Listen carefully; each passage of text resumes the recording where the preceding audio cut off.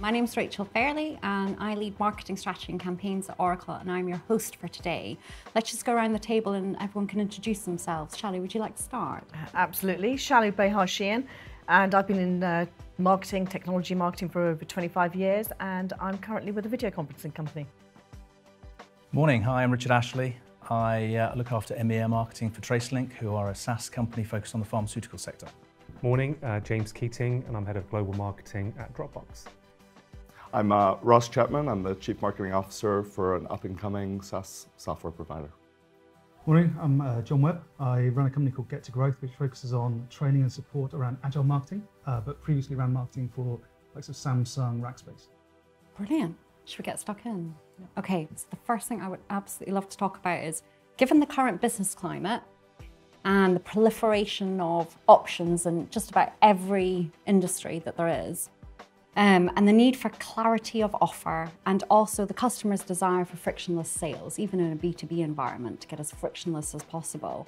Do you think it's time that marketing and sales came back under one roof as a kind of standard approach? Whew. Would you like to start? I'll give it a shot. I think there's so much written about the separation of marketing and sales, and so much implied about the need for stronger marketing and sales alignment. I think we have to do our part as marketing leaders to break that paradigm and realize that we are under one roof, right? We're all serving the companies that employ us, and we're all responsible for driving growth and whatever the goals are of those companies. So I think we just need to start thinking about the problem a little bit differently. Okay. Have you worked in a company that has sales and marketing under one roof? Or has it normally been separate? It has normally been separate, and I think there's, I suppose what I'm trying to describe is I think there's an assumption that sales and marketing are different teams. Sales teams have their goals, and marketing teams have their goals, and both of those goals should ultimately at the top be the same. So do they need to come together? I don't think so, though. I think there's a certain set of skills and certain set of responsibilities that we want our sales team to deliver. And I think there's a certain set of skills that we want our marketing team to deploy. So I think it's a case of both sides of the equation, both marketing giving sales a bit more credit and sales giving marketing a bit more credit. That'll be the day. Shallu, what do you think? I think with the evolution of roles like the Chief Revenue Officer and the Chief Customer Officer, there is, especially in the FMCG world, there is a need to bring the sales and marketing teams together so that it becomes a lot more based around the company values and what they're trying to drive with customers.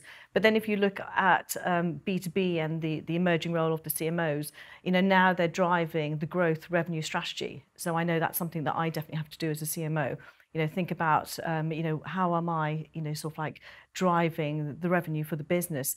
And again, when you look at inside sales function, again, I'm fortunate to have the inside sales function sit under my remit. So I think there is a natural evolution, but I do think, though, in some companies, there is still that, what sales deliver and, the remit that marketeers follow. And the question really is, do you split marketing? That's the true, the interesting thing. How would you split it? I would look at upstream and downstream, whereby upstream you have marketeers, focused on customer sensing, the voice of the customer, and providing insights and input into product development. And then downstream you have the campaigns and the lead generation, and that team aligned to sales. Okay, interesting. James, what do you think? I don't necessarily disagree with anything that's been said so far. I like to think of it more of a sense of partnership. So I don't necessarily agree. I worked in companies where sales and marketing were in one team. Yeah. There are advantages. It wasn't a disaster. You tend to find yourself, sales tend to take the lead, right? And marketeers then become a little bit more subservient. So my preference is, and I do think they're different disciplines, they're different career tracks, and I think they should be separate. However, we do kind of unite under a common goal, which is growth. We do have one plan, which is around driving growth. We try and think of it as one funnel. I guess it's similar to your upstream sort of downstream, but we don't separate out our marketing funnel or a sales funnel. It's one funnel. We play different roles within that funnel. So, yeah, that makes sense. What do you think? I think it's a mistake to just think about the sales marketing axis. I think it's a much broader issue. And the reason I say that is that the relationship with the customer today is pervasive. It's across all aspects and all parts of the business. And I think, therefore, that it's about a community, it's about a village within the business, and marketing and sales are part of that. But I think we've got to look in broader terms. And I think as we're facing the change that we're seeing in markets, with customers, with customer demands, the pace is unrelenting. And any divide between not just sales and marketing, but marketing and product, marketing and IT, marketing and finance, marketing and customer support and customer success is friction in the system. So I think organizations need to relook and rethink, not just about the relationship between sales and marketing, but how they're coalescing around the customer. And it's interesting, Marketing Week and MIQ, a research agency, did some research last year.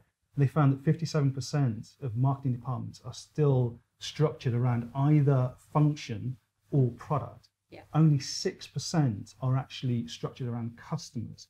And yet you ask those marketers how they think they should be structured, it's the exact opposite. So companies and marketing teams realize they're doing it wrong, but they've got their heads in the sand because there's the inertia there and the fear of change. And I think we've got to break that cycle. Otherwise, frankly, we're going to be dead because the customer's moving too quickly for us. It's a shift in operating model, though, Yeah, isn't absolutely. it? Much more agile, shift. customer-oriented. Correct. And we're being left behind because other parts of the business are now thinking, working, and moving in completely different ways. Not just the product development and operation side of the business, but increasingly functions like finance, functions like HR, functions like audit are now working in these, like you use the word agile, in these new ways. Marketing and sales on the commercial side of the business is currently being left behind. And if we don't change, and I'm not saying just adopt rigidly the ways that those other departments and functions are working, but we've got to start thinking like that. We've got to start thinking differently as a function, as a commercial side of the business. One of the things that I've noticed is currently working for a smaller company is there is a lot closer alignment from a CMO and from a CRO perspective, the Chief Revenue Officer. There's greater alignment maybe than in larger companies that I've worked for, so big multinationals. Not deliberately that sales and marketing were sort of not aligned, but it just sometimes happens, and cliche, that whole silo approach does take place in larger companies if it can. Whereas working for a smaller company, there's a lot closer alignment, and that's a lot to do with the CEO that we work for. He's got a closer handle on the ultimate objectives and ensuring that everybody in the company is aligned to those objectives. So we do work for the same organization, obviously, and we are aligned shoulder to shoulder, more so than maybe some other companies I've worked at in the past.